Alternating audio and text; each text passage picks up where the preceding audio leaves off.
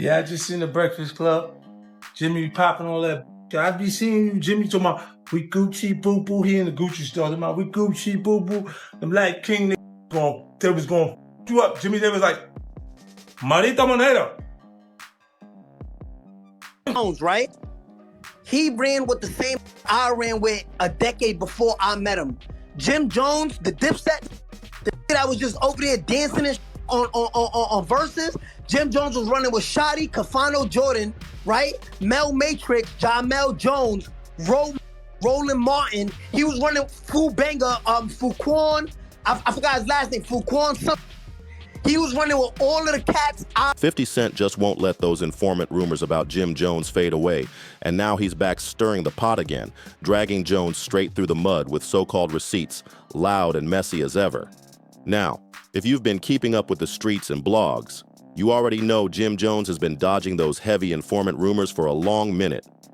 It all kicked off when his name got tangled in the Tekashi 6ix9ine trial after a wiretap leaked where he was allegedly plotting against 6ix9ine. But somehow, when the feds came crashing down on the 9 Trey Bloods, Jim was nowhere near the heat. Jim Jones never got touched. So everybody started asking how he got caught on tape talking serious gang business, but somehow never faced a single charge. Fast forward to now. Cameron and Jim Jones are already beefing heavy, firing shots at each other back and forth online. But just when Jimmy thought the storm couldn't get any worse, the master instigator himself, 50 Cent, pops up with brand new receipts. And according to 50, Jones has secretly been a Fed snitch for years.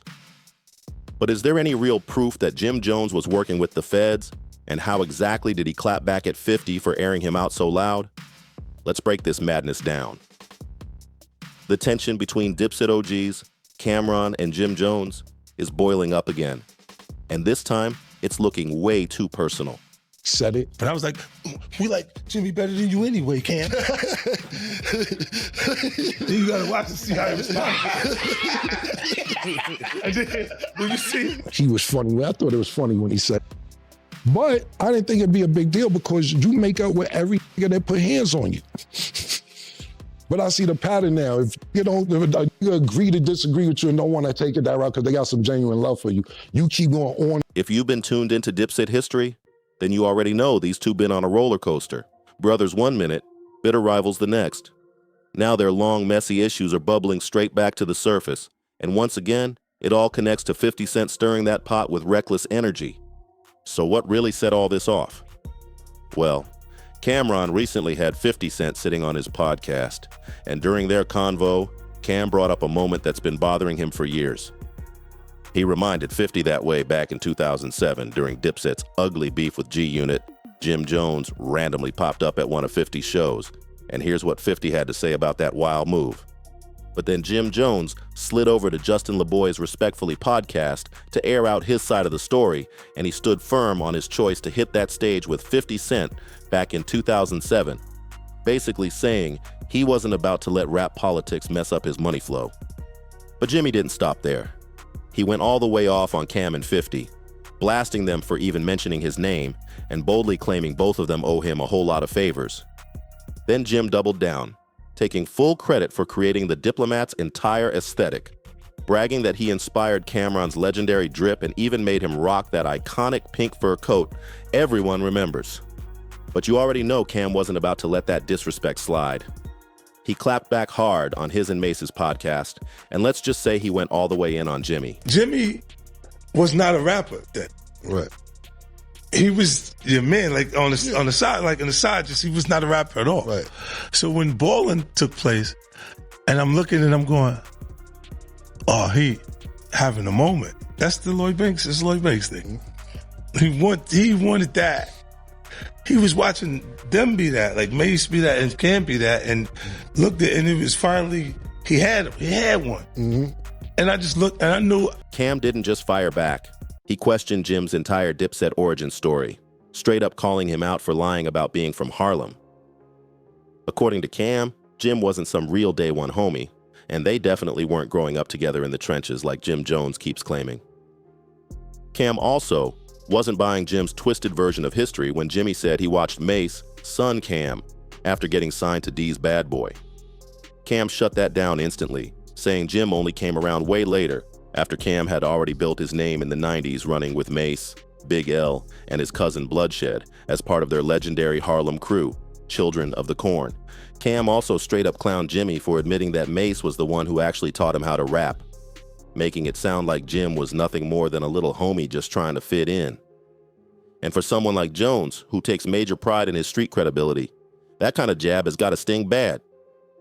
Now, when it came to Jimmy's response after Cam put him on blast, instead of clapping back with words, he decided to tease a remix of his Harlem anthem. Still repping Harlem, Jimmy came back heavy, bringing in a whole squad of Harlem powerhouses, including Juelz Santana, Vado, Dave East, and even two legends like Gucci. And while Jim didn't outright admit this was a direct response to Cam's slick comments, the streets caught the message immediately and ran with it. I just took the shot, Murder, to see, because I wasn't sure he was going to go for it. Mm-hmm. But I was like, we like Jimmy better than you anyway, Cam. Then you got to watch and see how he responds. And then when you see, he like, oh, like that. Hey, give me this. Get me Jimmy. Yeah, tell him we want him. We want you at the show, Jimmy.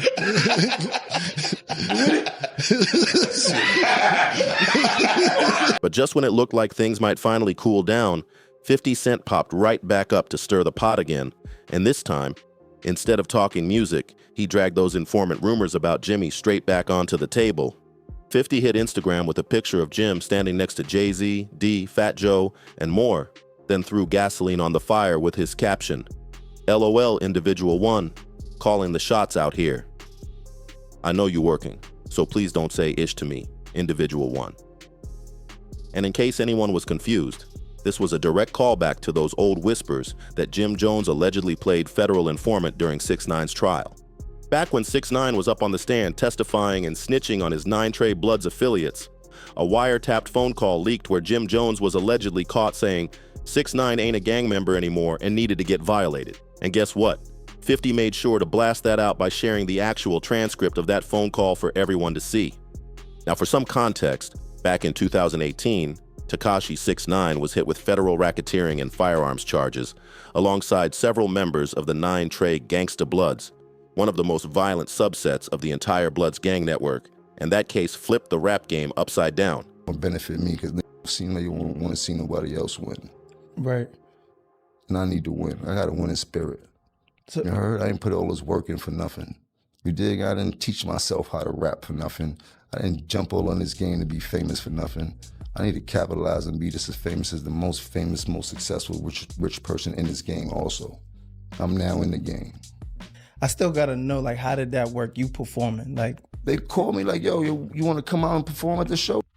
The feds had been building a case on 9 Trey for a long time, and when 6ix9ine finally got caught slipping, he flipped quick, turning government witness in exchange for a lighter sentence. So during his infamous courtroom snitching spree in September 2019, 6ix9ine testified against his former 9 Trey affiliates, Anthony Harv Ellison, Aljamiah Nuke Mac, and several others, dropping names left and right. He gave the court detailed accounts of gang operations, putting multiple people in serious trouble. Now here's where Jim Jones got dragged into the mess. His name surfaced on wiretap recordings played during 6ix9ine's testimony. In those tapes, Jones was allegedly caught discussing 6ix9ine's situation with another 9 Trey member, which instantly had the streets buzzing with questions. That 9 Trey member was Jamel Mel Murda Jones. In their wiretapped conversation, Jim Jones and Mel Murda sounded like they were discussing disciplining 6ix9ine after he publicly tried to distance himself from 9 Trey. Jones allegedly said, 6ix9ine needs to be violated, which many people took as a direct call for a potential attack on the rainbow-haired rapper. This tape sent shockwaves through the streets and the industry for 2 major reasons. It proved Jim Jones had direct ties to high-ranking 9 Trey members, and it raised the burning question of why Jim never faced charges. Despite being caught on a federal wiretap allegedly discussing possible retaliation, Jones stayed free. So after the trial, fans and critics alike started demanding answers. How could Jim Jones get caught up in a federal case this deep and still remain untouched, while top 9 Trey members got locked away? Of course, all this fueled wild speculation that Jim Jones might have been acting as a confidential informant. or secretly working with the feds in some way to dodge those charges. Pathetic Okay. for the diplomats. You heard? Dan and Cam's pink. You heard? He'll tell you. Nah. All right. Sooner or later, he gonna have to tell it. Where he got the pink from. And push me under the bus and say, I ain't start this and I ain't do that. And you started pink and you made the diplomats, which is just, if people choose to believe that, then look, I got a Brooklyn, a bridge in Brooklyn. And the loudest push behind these rumors came from none other than Wack 100, who flat out accused Jones of being a federal informant. Wack claimed the only reason Jim never got arrested after that wiretap was because he was already cooperating with law enforcement. Wack doubled down on this in clubhouse rooms, podcasts, and even interviews with 6ix9ine, boldly challenging Jim Jones to prove he wasn't out here working with the feds. Now Jim, for his part, strongly denied every single one of these allegations, calling Wack a flat-out liar and nothing more than a clout chaser. But here's the catch. He never directly explained why he wasn't arrested after being caught on those federal wiretaps. And while there's no confirmed evidence that Jim Jones is an informant, he's never been listed as a cooperating witness, nor has any public record shown him testifying or assisting law enforcement. The absence of charges still raises a lot of unanswered questions. And now it looks like 50 Cent struck a nerve because Jim wasted no time clapping back. He fired off by calling 50 a liar, even posting a slick photo of himself lounging by the pool with the caption, "Why you keep on lying, LOL?" Jim brushed it off saying, "I'm going back to sleep. Free male matrix too. It's reversed." But even with Jim denying those informant allegations, a lot of fans still aren't convinced. Every single time this topic pops up, people start side-eyeing and asking the same burning question: how did Jimmy avoid charges when everybody else in 9 Trey got taken down? And with 50 Cent constantly trolling and keeping the conversation alive, this fire definitely isn't going out anytime soon. One fan wrote, "Jim Jones, a high-ranking gang member, telling his cousin, another high-ranking gang member, basically ordering a hit on someone, and the one he told it to got arrested while he didn't? Nah, bro. Something stinks in Denmark." And another added, 6ix9ine told the world there were plenty of other snitches, but nobody wanted to listen. Jim brushed it off saying, "I'm going back to sleep. Free male matrix too. It's reversed." But even with Jim denying the informant allegations, a lot of fans just aren't buying it. Every time this conversation pops up, people start side-eyeing and asking the same tough question: how did Jimmy walk free when everybody else got caught up? And with 50 Cent trolling nonstop and keeping this drama alive, it's clear this isn't dying down anytime soon. One fan wrote, "Jim Jones, a high-ranking gang member, telling his cousin, another high-ranking gang member, to basically order a hit on someone, and the one he told it to got arrested, but he didn't. Nah, bro. Something stinks in Denmark." And another added, 6ix9ine told the world there were plenty of other snitches, but nobody wanted to listen. Now the streets are buzzing louder than ever, and the questions won't stop circling. But what's your take on all this? Do you think Cameron and Jim will ever fix their broken relationship, or is Dipset finished for good? And how do you feel about 50 Cent dragging those informant allegations right back into the spotlight? Drop your thoughts in the comments, smash that like button, and don't forget to subscribe so you don't miss the next wild video coming your way.